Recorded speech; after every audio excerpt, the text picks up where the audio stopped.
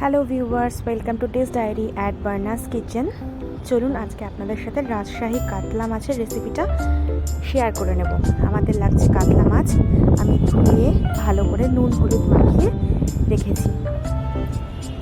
আজকে বাইরেতে প্রচণ্ড হাওয়া দিচ্ছে, ভিডিওর মধ্যে আপনি শব্দ পাবেন। তো মাছটাকে আমি ভেজে নিচ্ছি।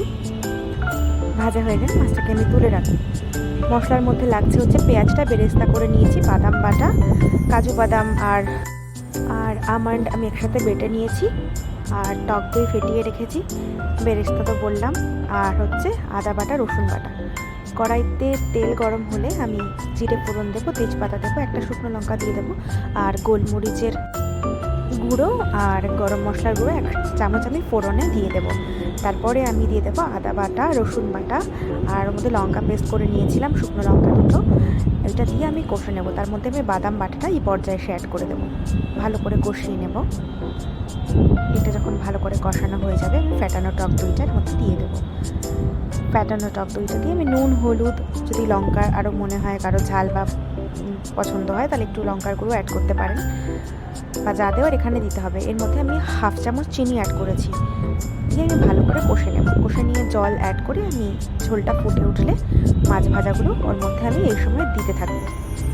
ভালো করে ফুটিয়ে নেব, মোটামুটি মিনিট 15। মাছটা যেহেতু ভাজা, ভালো করে ফুটিয়ে নিয়ে আমি ঢাকা দিয়ে দেবো কিছুক্ষণের জন্য। এই পর্যায়ে এসে আমি বেরেস্তাটা অ্যাড করে দেবো।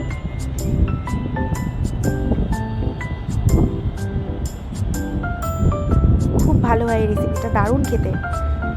আর একটু গরম মশলার গুঁড়ো দিয়ে ভালো করে নাড়িয়ে চাড়িয়ে নামিয়ে নিলেই আমাদের রাজশাহী কাতলা মাছ রেডি।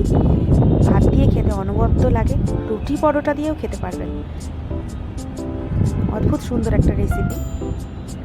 তাহলে অবশ্যই ট্রাই করবেন, কমেন্টে জানাবেন কেমন লাগলো, আর সাবস্ক্রাইব করতে ভুলবেন না। আপনাদের সহযোগিতা ও ভালোবাসা আমাকে আগামী দিনে আরও এগিয়ে নিয়ে যাবে। আপনারা পাশে থাকবেন। আজ তাহলে আসি, দেখা হবে নতুন একটা পর্ব নিয়ে, নতুন একটা রেসিপি নিয়ে। সবাই তাহলে খুব ভালো থাকবেন।